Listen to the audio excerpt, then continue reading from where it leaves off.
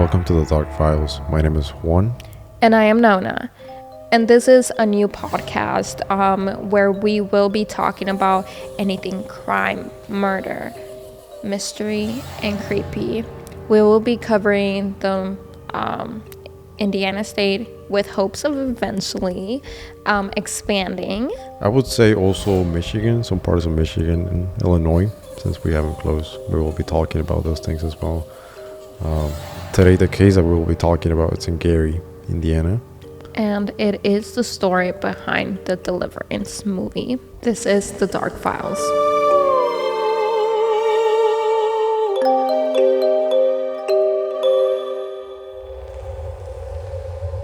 It's almost Halloween, so we had to start off with a scary story. Yes. So we had to start off with a scary story. So today we'll be talking about a case that happened here in Gary, which is everybody knows how Gary is.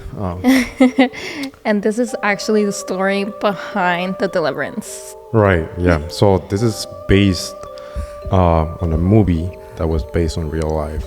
So that is also something that made us think like, did they do it because of money, or that this actually happened? Or let's start with the Emmons family. So that was their last name. So basically the story is actually there's a documentary out on it, and it was very well known around here, like Indie Star covered it, Times Magazine, and even Forbes. So yeah, the New York Times I think also covered something of it. That's crazy. The name of the documentary, if you guys want to listen to it or watch it, is Demon House. It came out in 2018 by, let me see who is. By Zach Bagans. I don't know how you would say his last name. Yeah. So it was also on Netflix. I'm not sure if it's still on Netflix. It might be. But he has a lot of facts that we actually. So most of our facts are either from that documentary or it is from the Indie Star. Most of the articles written about this case were basically the same thing. So everybody would say it was the same thing. So we're just here to give you the facts. A lot of people think it's a hoax. So we'll give you the facts and you decide on your own. What do you think? Do you think it's a hoax? So I want to kind of keep them. I don't want to say anything just yet because I want them to decide on their own instead of, kind of implanting that it's a hoax. So let's start. So they moved in their house. The address, I have the address for the house. Let me see. It was at 3860 Carolina Street in Gary, Indiana. So they moved in 2011. So that was the winter of 2011. So, sorry to interrupt you, but I kind of, when I heard that this was in Gary, Indiana, which is not even an hour and a half away from where we're filming this, I was kind of like, oh my goodness, things happen for real, because you always hear people talking about it, but it's not actually around you. It's like in a whole different country or a different state or something. So I was kind of like, how did you even shocked? How did you even find this case? I don't know. I just thought of Gary, honestly. Whenever you said I thought of Gary. Just because every time that we passed it, we see a lot of everybody has been living Gary. So the rate for and I can look this up. I don't think I have internet here, but Gary's population has been dropping significantly since 2012. I believe. Oh, wow, that's crazy. And that's crazy because our story actually happened around that time too. Right. Yeah. We couldn't find much about the house because I really wanted to get more information about the house to see who initially had the house, things like that. I was really trying to dig into this. I really couldn't find much about it. I just saw that the house was built in 1926. So this was an old house. Latoya Emmons is the name of the mother, and then her children, which were 7 years old, 9 and 12 years old. So and also grandma, if I'm not mistaken, Rosa Campbell, something like that. Yeah. So when they initially moved in, when they moved in, they were told by people that creepy things were happening in that house. But since they were not, like, they wouldn't believe in ghosts or things like that, just because all. I feel like that is you don't believe it until it happens to you. Right. Yeah. And that's also the reason that we like this story, because it has facts from police officers, a priest, But to be fair, I feel like it was only like addressed in the documentary, right, instead of like when you read the articles, because I was doing the reading and you were watching the actual documentary. I feel like there was no information on any of those people. They were never even mentioned. So yeah. So my guess is that since they never had the chance to actually speak with somebody, there are reports on based on the documentary. They had reports on this. So like the CPS manager, she actually wrote a report. Which that's before we get in there. Let's right. I don't want to jump to ahead, but yeah. So let's start with. Okay, so sorry. Before we actually start, some people believe that this is all made up in a desperate attempt to actually divert the attention from child abuse allegations. A lot of people think it's a hoax, specifically because there was no reportings on any of this from prior tenants or like tenants after them. And they did not want to release any of those like documents, so like physicals and stuff. That's also, so let's get into the story. Sorry. No, you're okay.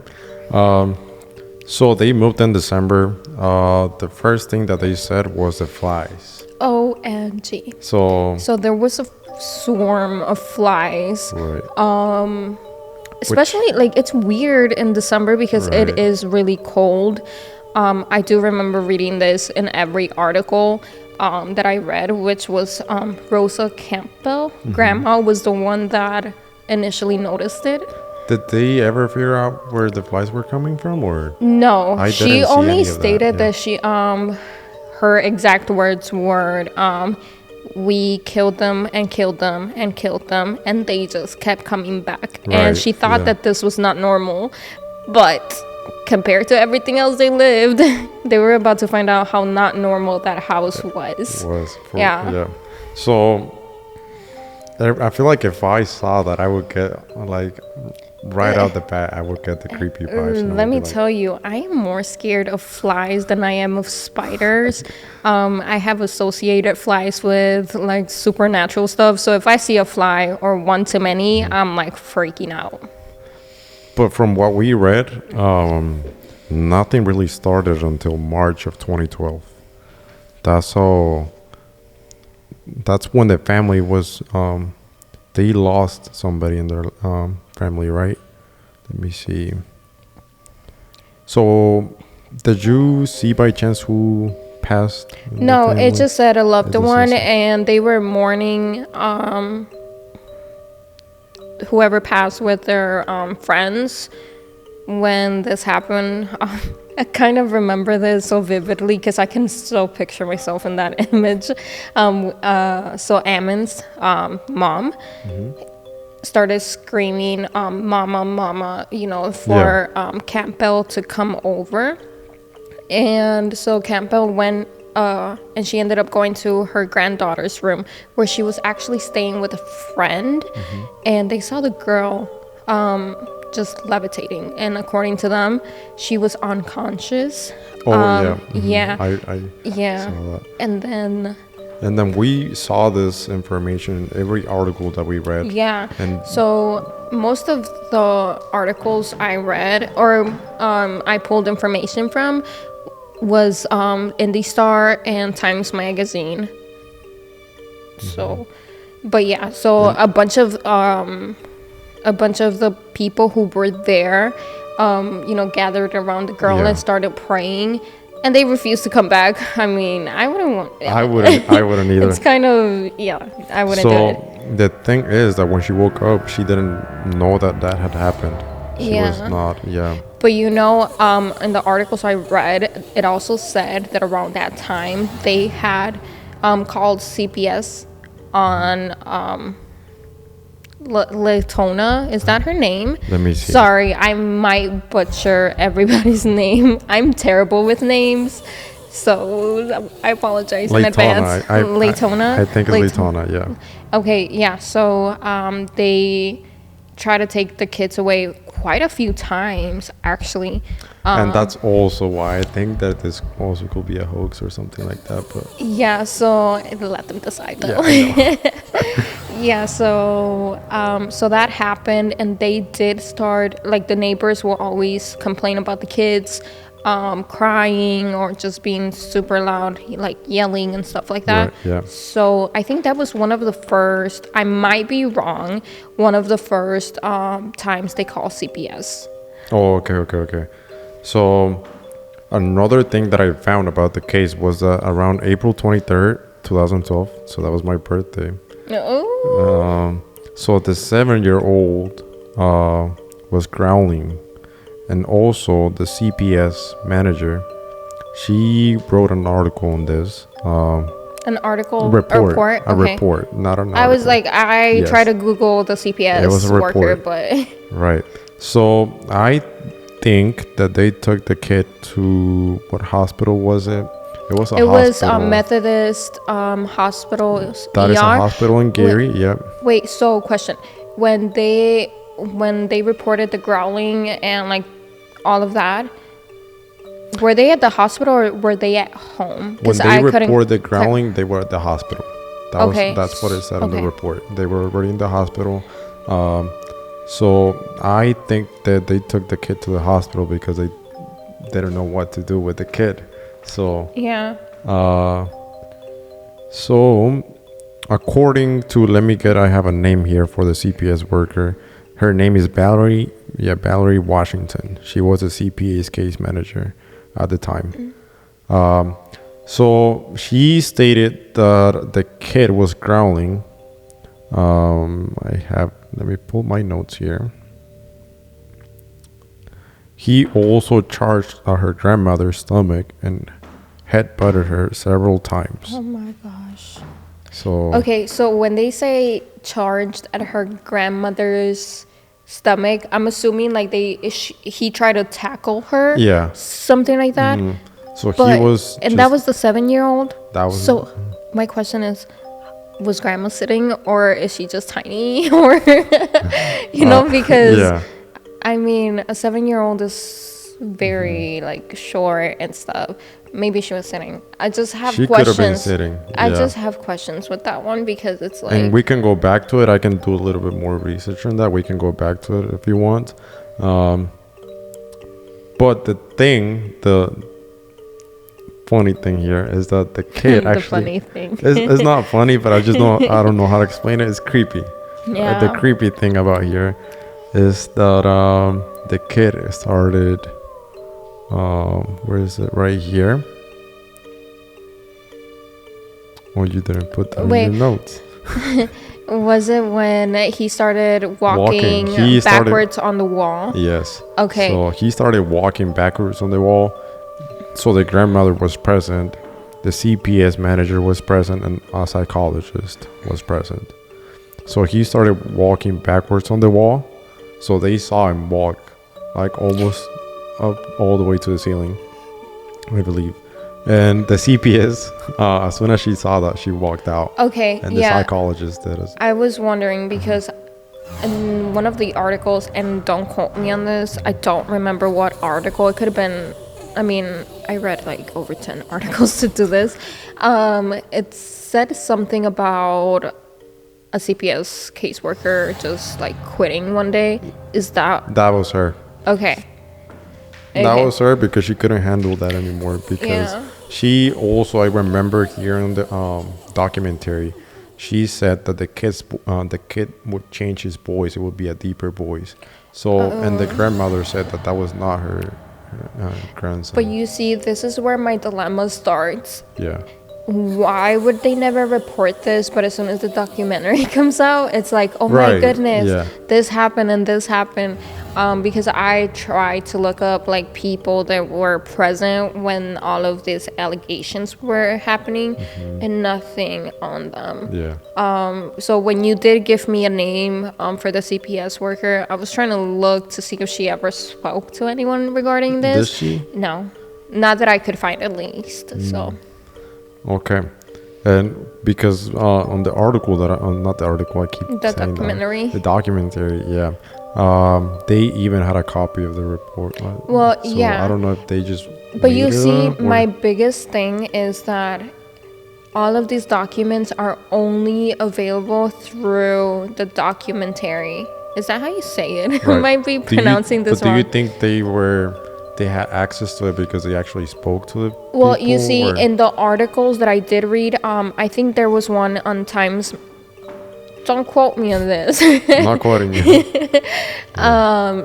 So in the documentary, you said something about Valerie, whatever, Washington, Yeah. making a report. So it never stated that she made a report. There were in the Times magazine. I'm gonna go with that one because that's where I learned that this was actually the story behind the deliverance. It stated something along the lines that Have you ever watched the movie? no.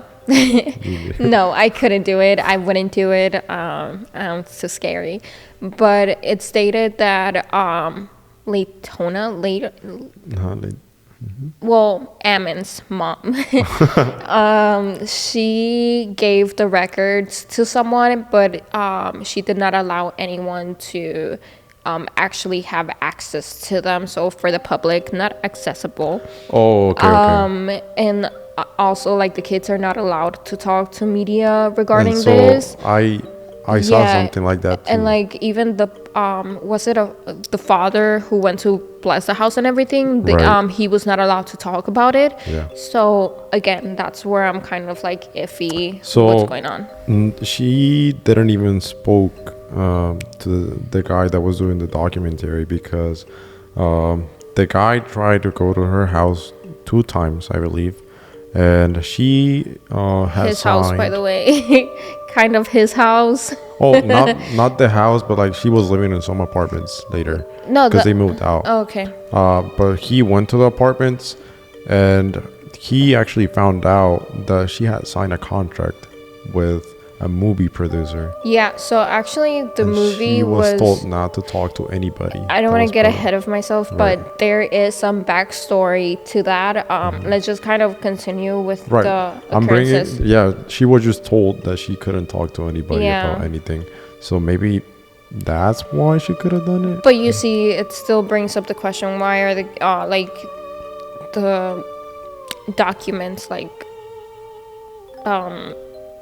records and all of that not available? Right. You would think that once the actual movie's out, like, she has freedom to kind Yeah. of talk about it, and she didn't start talking about it until 2014, which is another thing, like interviews and everything.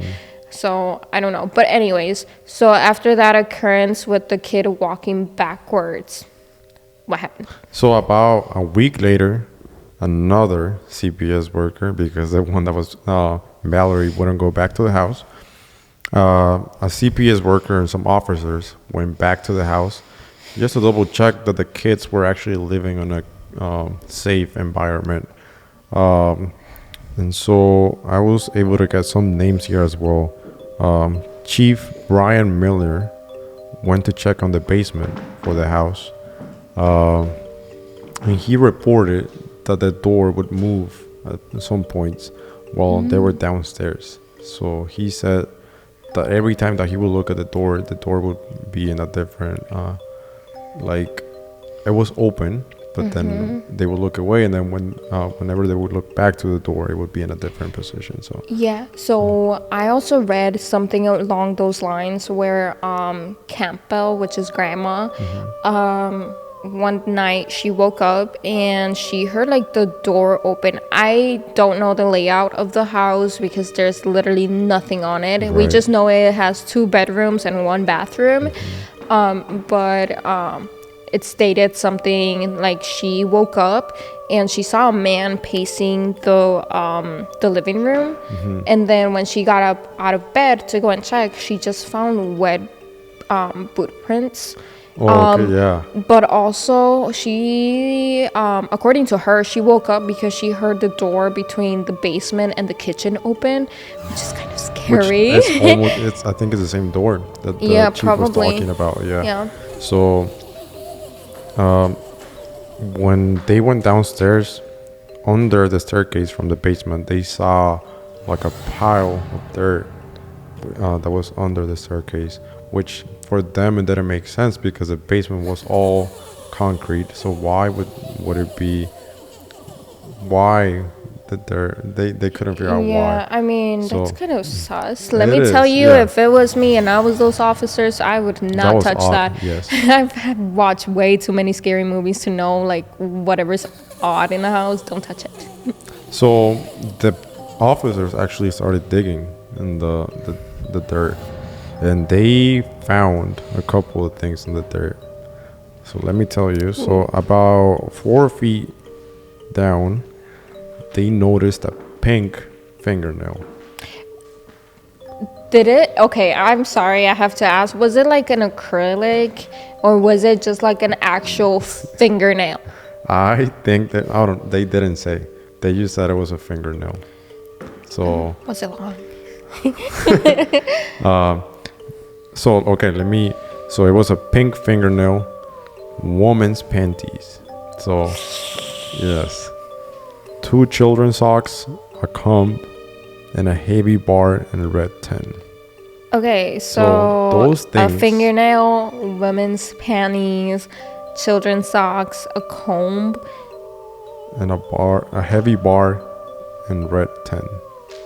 That's, Okay, let me. The red tin kind of has me like, oh, whoa, don't touch it. Yeah. But everything else is kind of odd, you know. Right. It's like, I think when we were doing our research, you mentioned something about people thinking that it was a ritual type of thing. yeah. But That's that's what the really officers thought at first. that's really odd. Like those are an odd combination of like things. But do you think they would, like, if somebody actually did that, do you think that they would just get something that would be from the person that they wanted to? Yeah, so I mean, I know a lot about, not a lot, don't quote me on this. I know kind of a little something about like rituals and stuff. I mean, especially from where we come from, Yeah. it's something that people acknowledge a lot. Usually I hear about jars being stuffed with the things. Again, I'm by no means a professional with all of this stuff, so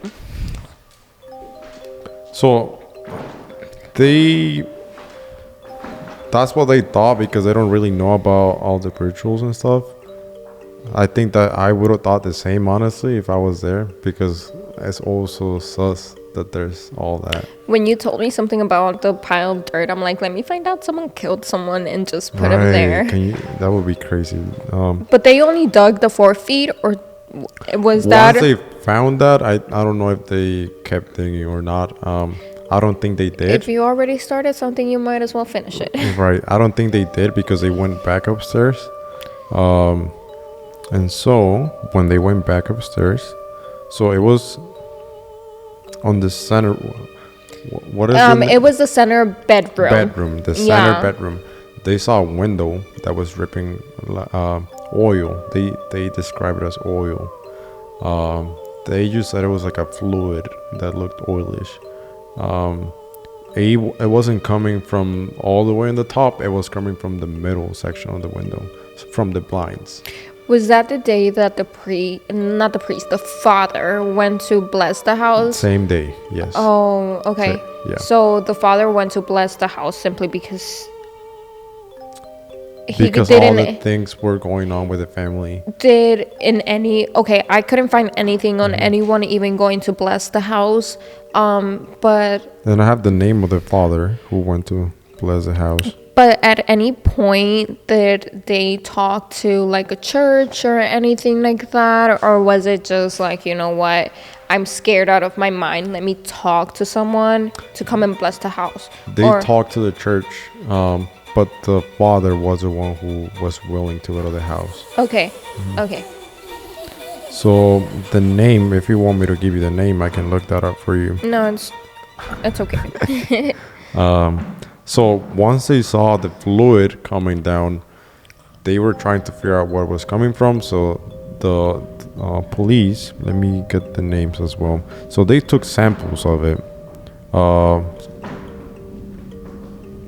So it was Captain Charles. He was the one who saw it first, I believe.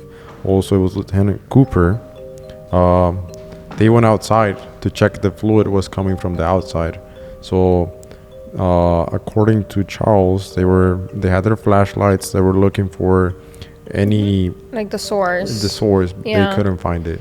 But okay, so when you say dripping, I'm thinking like, oh my goodness, it's dripping everywhere. They said, or that was it like just like, oh, it's kind of like a drop here, drop there?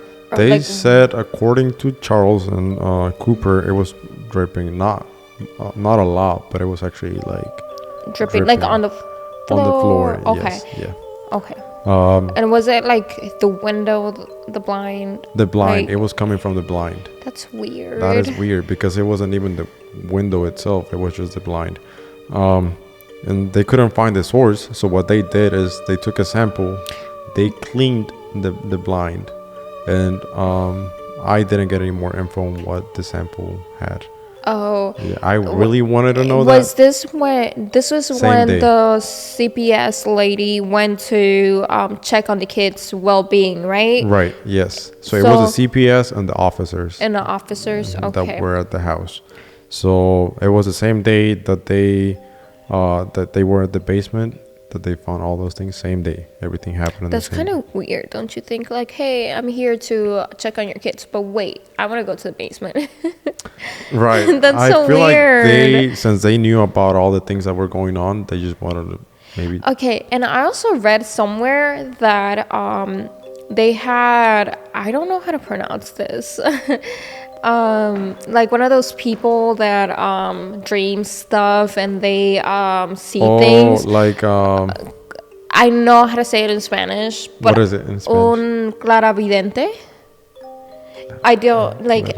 Yeah, so those are people who can dream things that actually happen. Oh, okay, or like yeah. when spirits come to them and they see spirits. But I did see somewhere there that they ended up building an altar in the basement. Right, I saw that. That is yeah. so creepy. I don't care how haunted anything is. I'm not building an altar. I know way too much about. All the officers saw that too. They saw candles, like candles were placed around the basement, and the altar was on the. But it was by mom, right? Yeah, the mom did that, and like I don't know, she was just trying to get rid of everything, maybe, or I don't. Yeah, because the person who went and they were like, hey, you have like about over 200 demons in your home. Yeah. You got to build an altar and burn sage and walk through. So, according to the officers, they saw candles and crosses all around the house. That is so weird. Yeah. That's even creepier than. Right. Oh wait.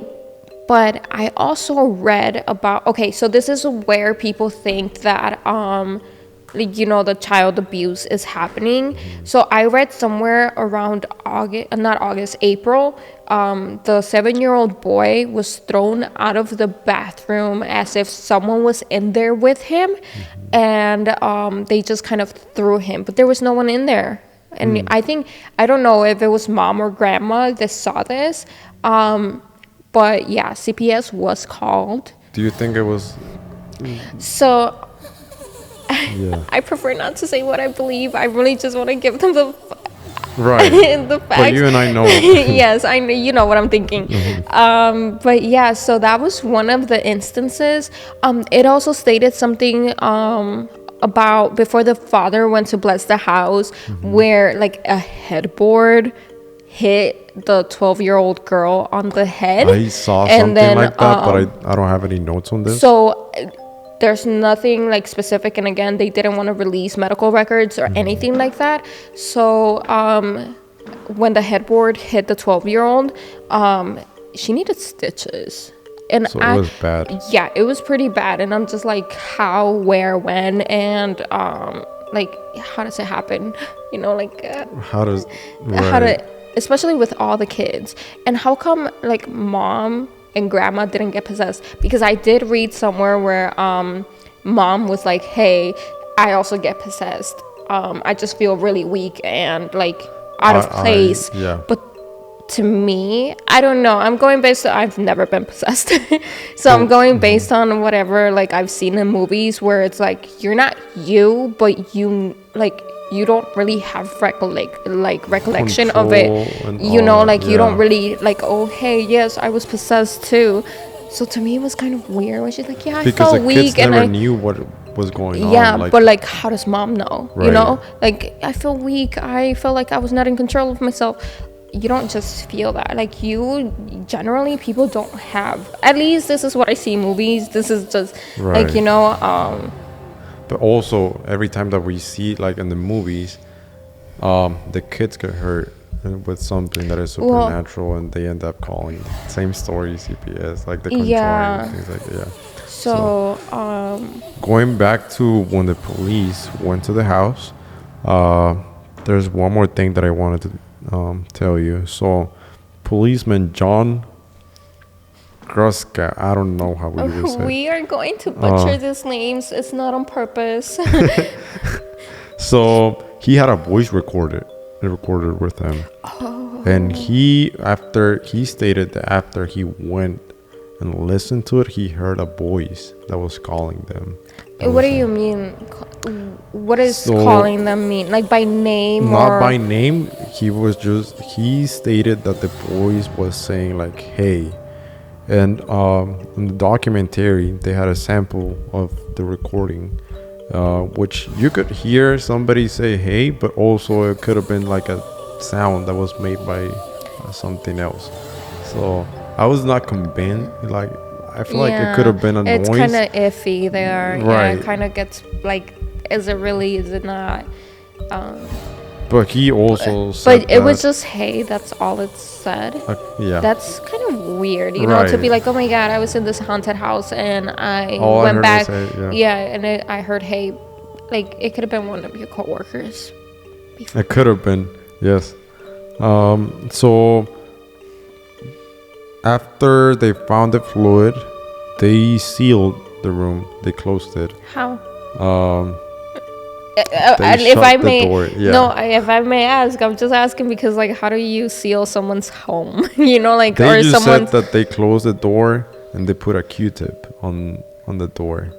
They didn't tell anybody about the Q-tip. They just did that because they wanted to make sure that nobody will walk in, the grandma or anybody. They just wanted to find out if the family was lying about the fluid. And so that's why. So when they went upstairs, did they see it or did the family point it out? Charles saw it, the officer. Okay. And so where did they put the Q-tip? In between the door and the frame. So if somebody would open the door, it would just fail. Fall. Okay, so here's my dilemma right here.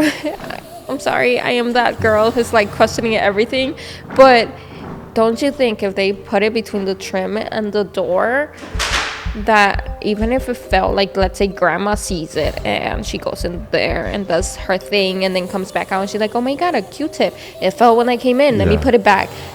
Did they verify that it was in the same spot? Okay, so they said that when they opened the room, it was in the same spot, but something else happened later.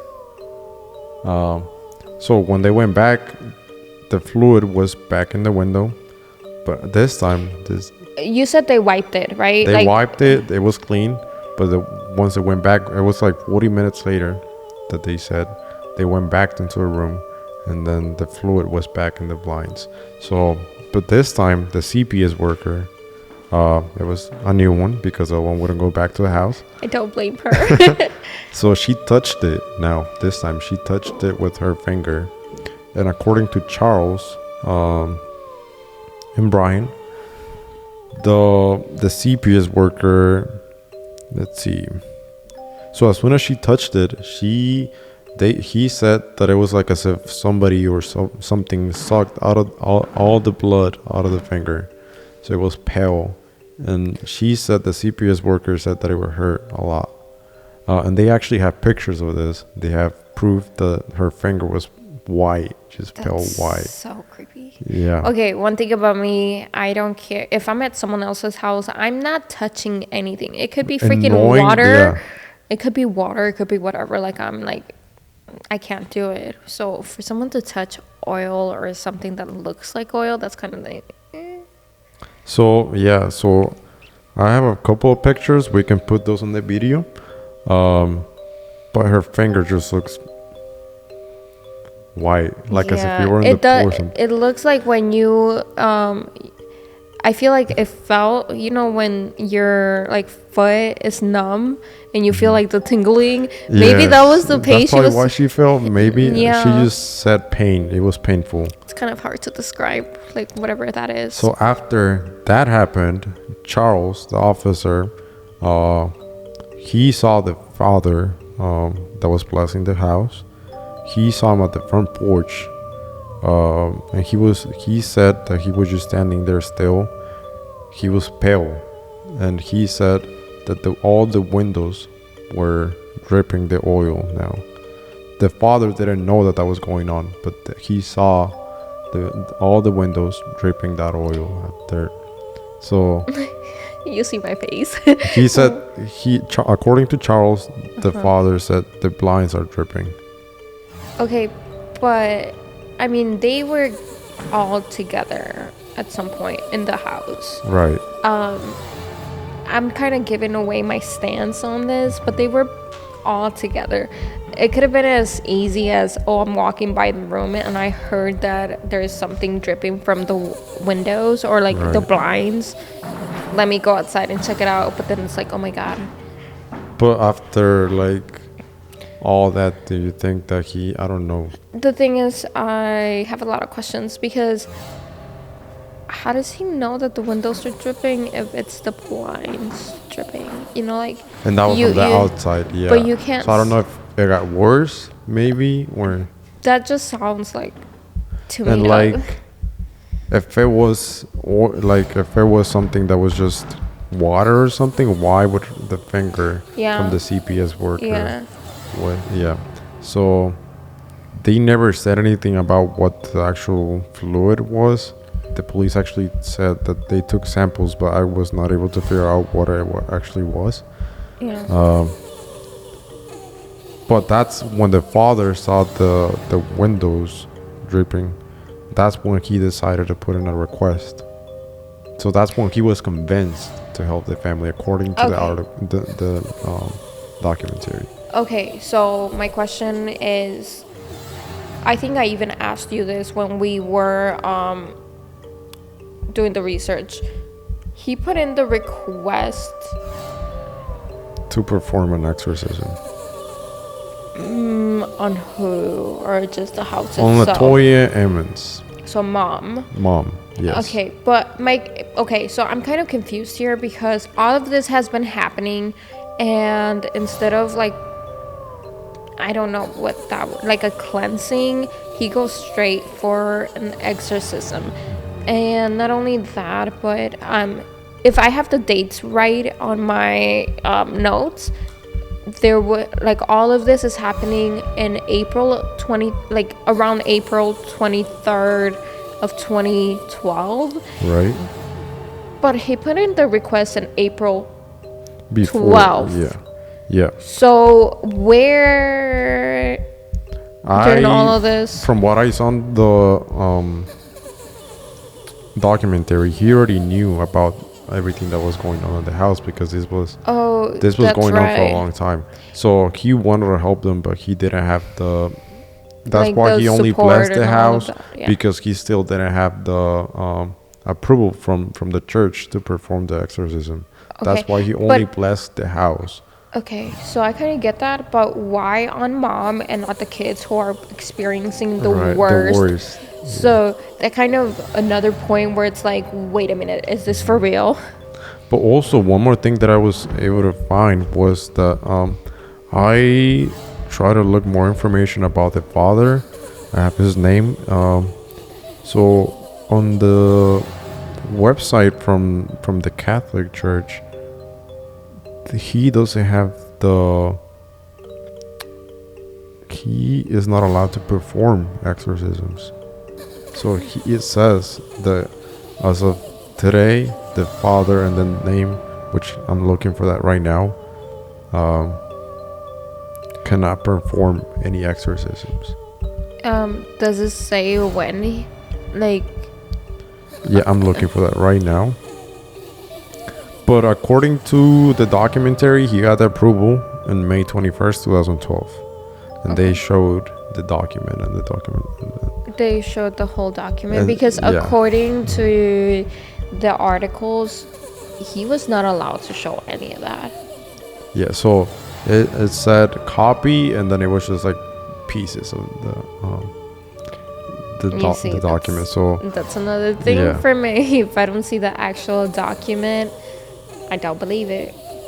so I have the name of the father here,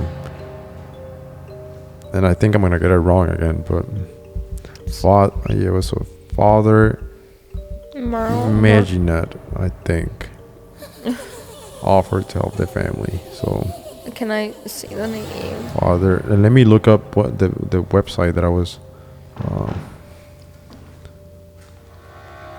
Michael Maginette, that's his name. Okay. Reverend Michael Maginette is not authorized to perform exorcisms, and this is from the Catholic Church. This is on the website for Catholic.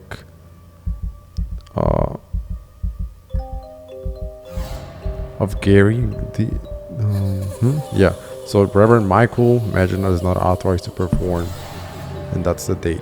Okay, but it says March 31st of 2022. Right. So I don't know if something changed. Yeah, probably. Because I mean, I would hope if someone is like, "Yeah, I'm gonna help you with your haunted house. Let me perform an exorcism," they know what they're doing. So it says, yeah. So Father Michael has no authority to perform from the Bishop of Gary to perform exorcisms.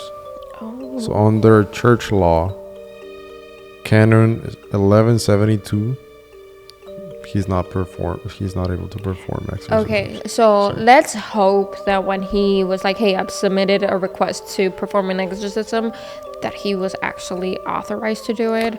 I believe, Based on the documentary, he was. especially because all of this going on in like the documentary and the recognition. I can't even speak.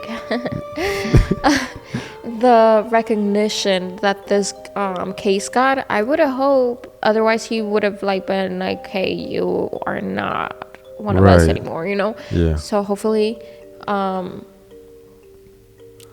so after this, what happened? So he was able to perform the exorcism on Latoya.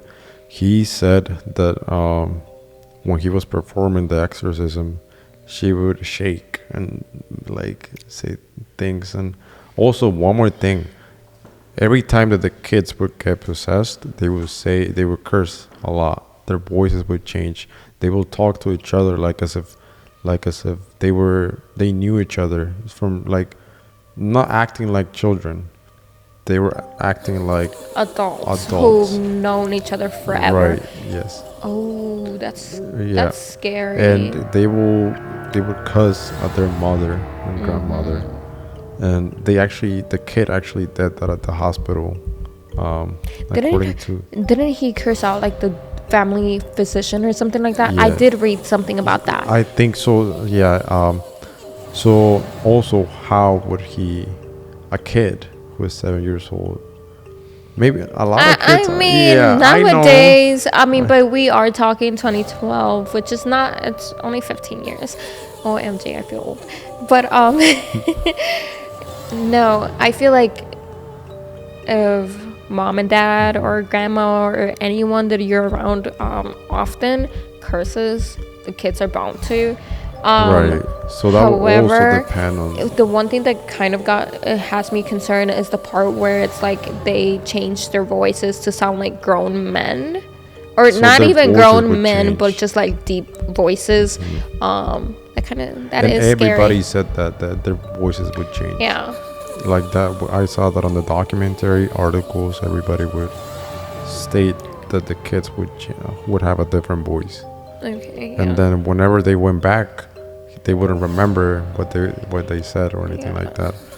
But again, I feel like if you were performing an exorcism, either you hit all of the family or you just like start. I don't know, because there's not a lot of allegations I didn't read a lot about mom being possessed. I read mostly that it manifested in the kids. Do you think that it was because they were the weakest, or Well, I mean, I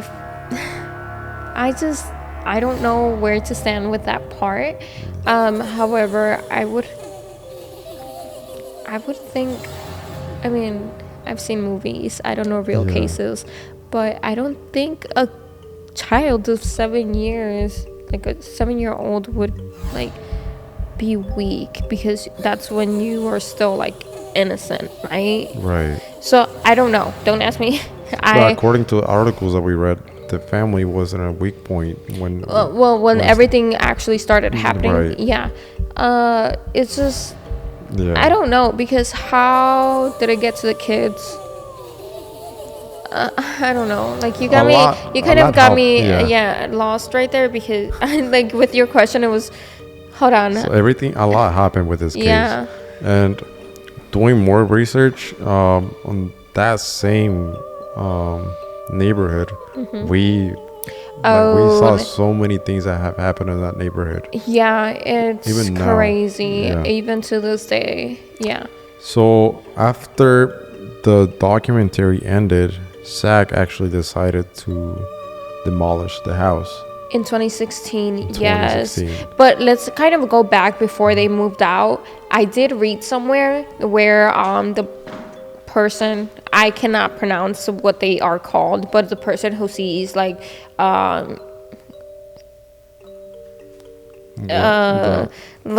the people who dream of stuff and see entities and stuff. They stated that mom should build an altar in the basement, which we have already talked about. So for some reason, mom decided to wear like white underhead and like wrap it with, I think it was like a white scarf type of thing. And then they burnt sage throughout the house while someone read Psalms. I can't. It's a Bible verse, 91 something. Psalms. That's how you pronounce it? I don't know. Okay, don't quote me on this. I think that's gonna be my go-to quote. Don't quote me on this.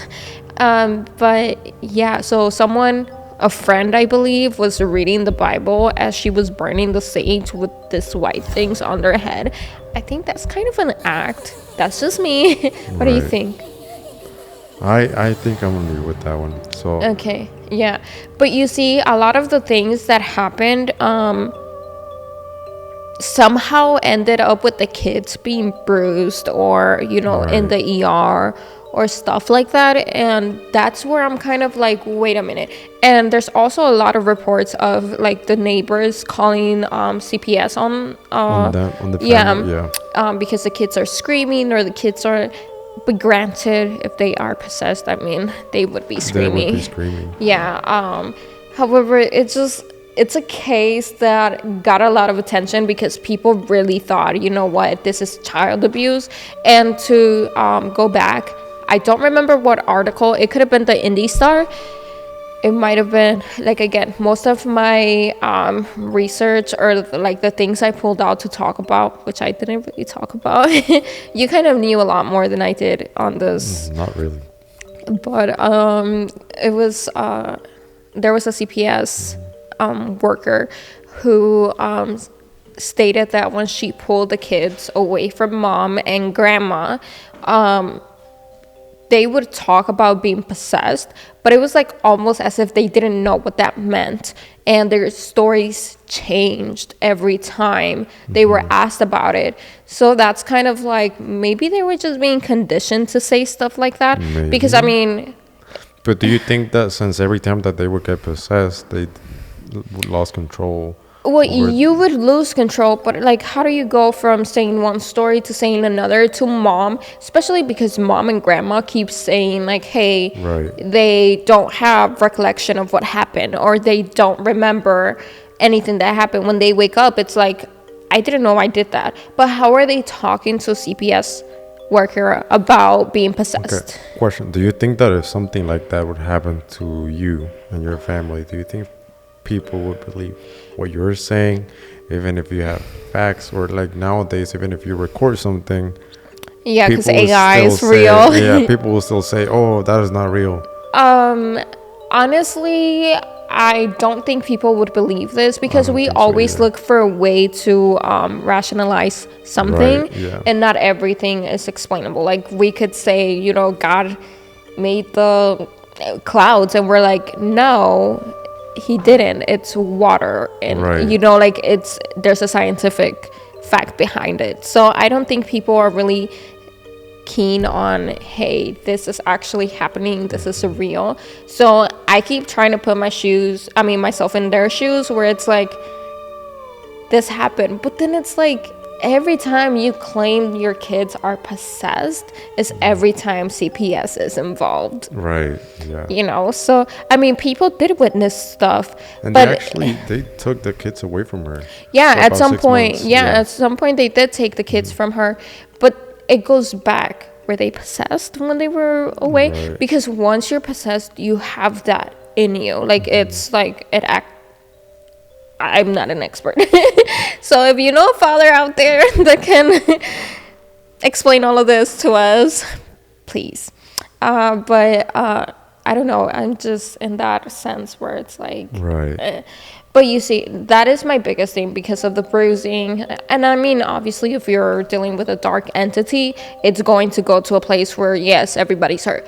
But another thing that I found really interesting is where the grandma is stating that she cannot get possessed because since she was born, she has been protected by a guardian. And it's like, wait a minute. Like, yes, there's people that cannot get possessed, but it's not because you were born with a guardian. It was because, you know, like, you're good with... And I'm not trying to get here, like, into religion. Everybody has a different point of view. Yeah, but, like, to me, it's like, you're not born with... protection.